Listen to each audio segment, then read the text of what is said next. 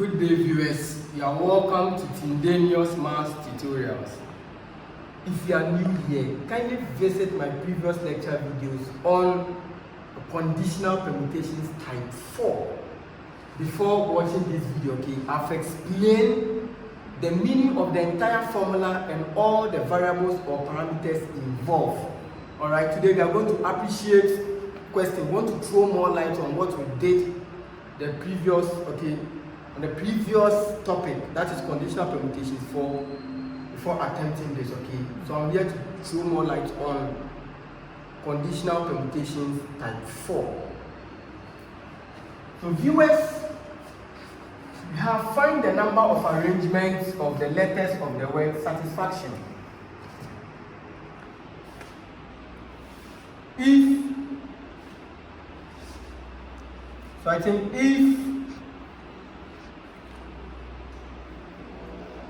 If A, the vowels must come together, B, the vowels must not come together. In other words, the vowels must be separated. Alright? So what you do is, let's write down the given word,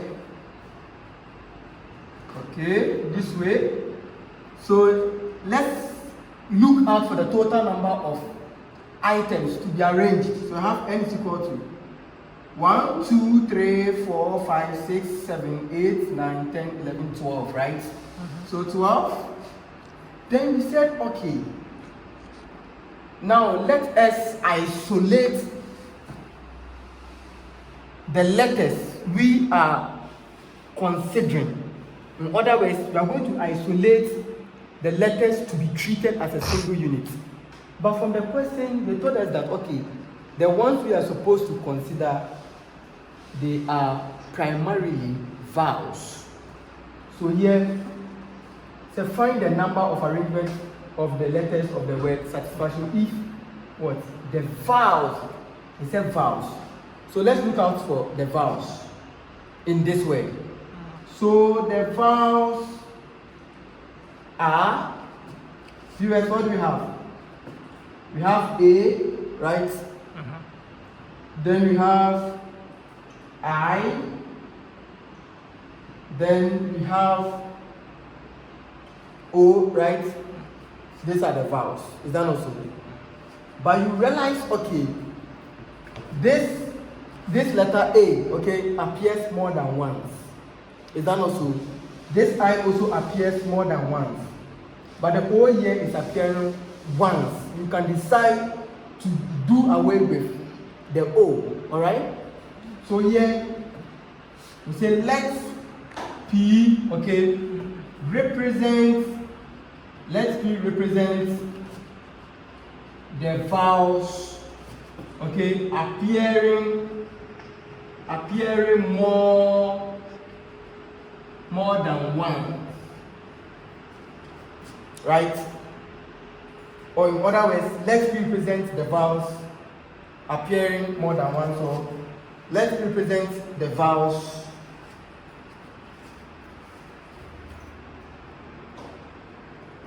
appearing in the word above.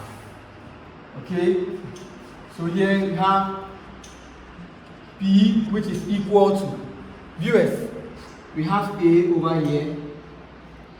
A is appearing how many times? A here appears what? 2 times. So I have A, then I have what? Another A. I want to what? I want to treat them as one, as a single unit. Then what do I have here? You have I over here, right? So this I, you have I here, and another I over here. So I have I over here. So we have I over here, and we have what? Another I. Then what is the last vowel? Which is what? Which is O. But O here appears once, right? So O over here. Is that not so? So therefore, this P, so let's represent the vowels,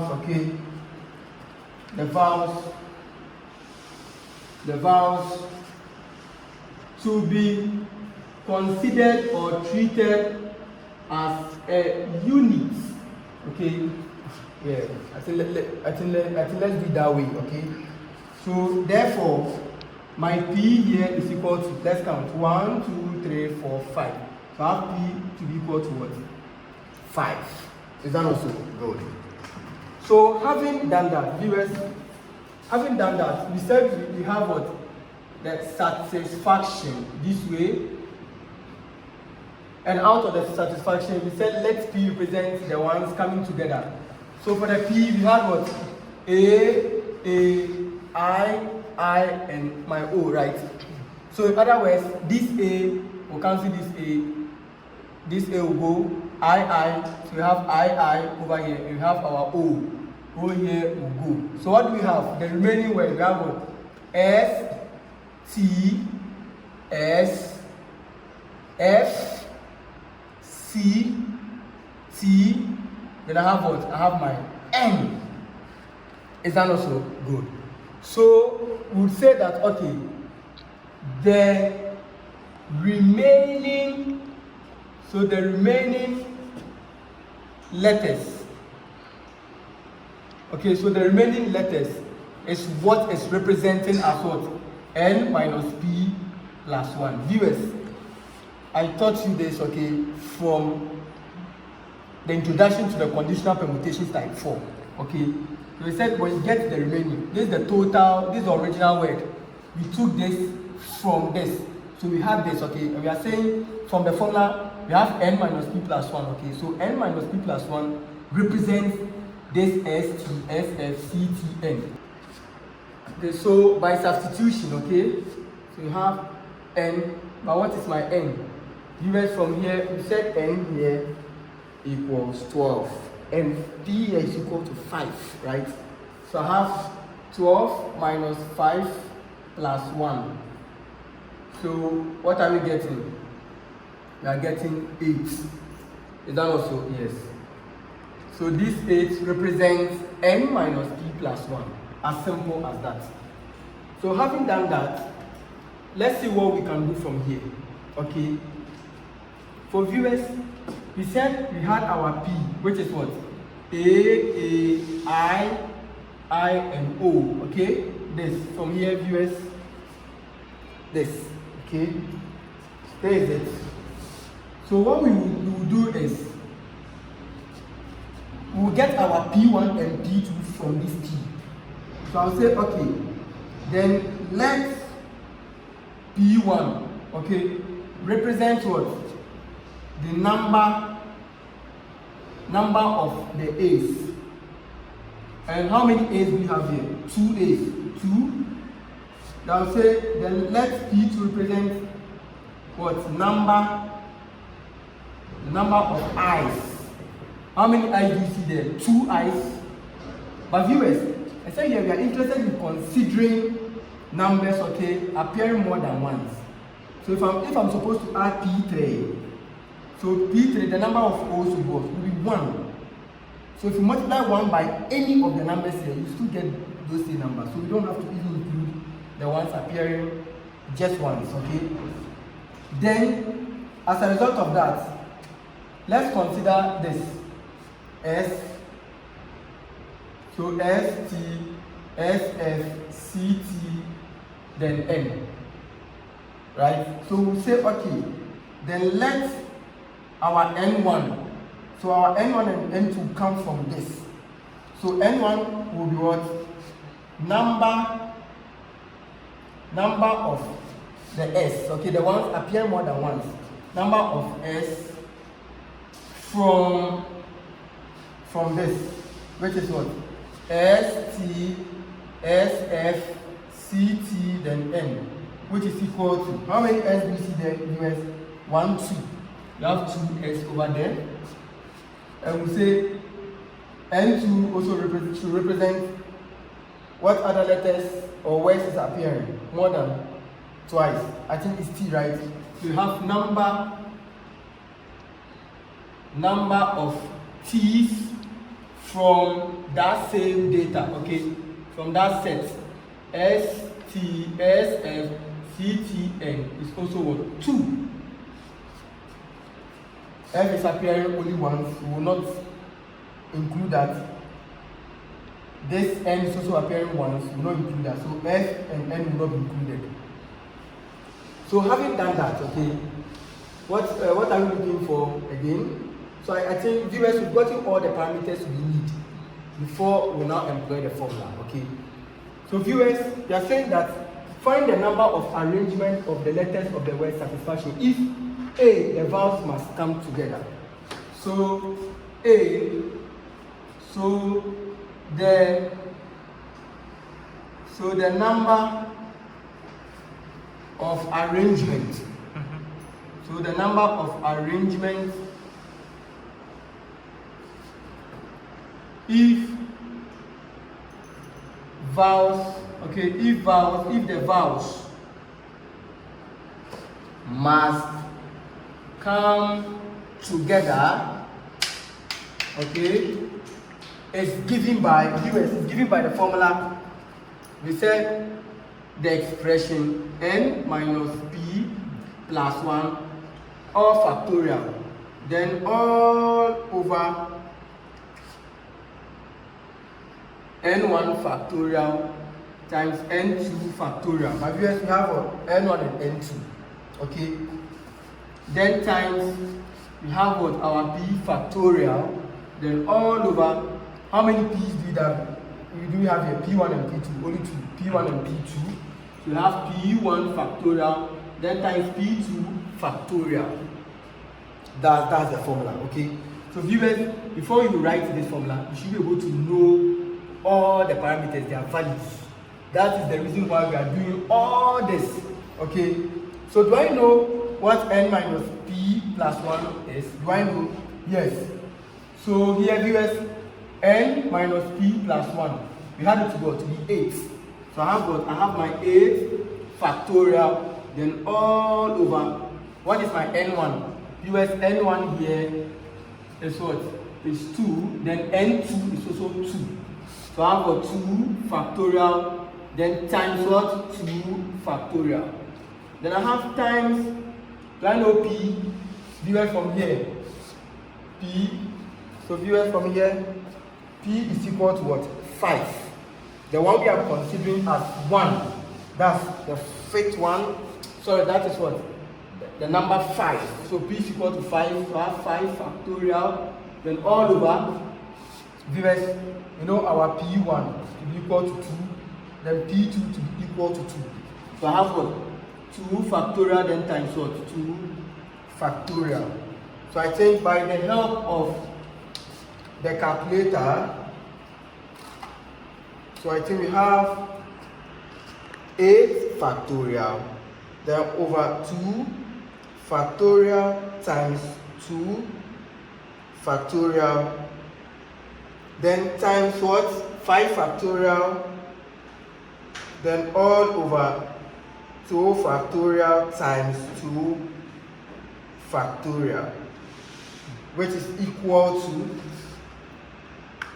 302,400. As simple as that. So 302,400. So the number of arrangements if the vowels must come together is given by this. So viewers, what about if they must not come together? From here, so that is the B. So for the B, so the number of arrangements, if the vowels must not come together,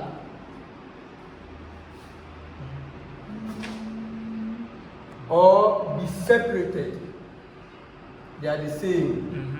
Okay, it's given by viewers. We have n factorial, then all over n1 factorial, then we have n2 factorial. Because we have n1 and n2, it ends at n2, okay? Then we also have what? P1 and P2. So you multiply the n times the P. So I have a P1 factorial, then times 1 times the P2 factorial. If we're having P3, P4, we are going to include all of them. Then minus whatever we had already, okay? And the formula we had what? N minus P plus 1 all factorial over what? N1 factorial times N2 factorial. Then times P factorial over P1 factorial times P2 factorial. Is that also? This is a formula. If you are new here, visit my previous lecture videos, you are going to understand everything here. Viewers, what is my n? We said n here is equal to what? 12. So I have 12 over, and we said n1 over here is equal to 2 factorial. N2 over here is also equal to what?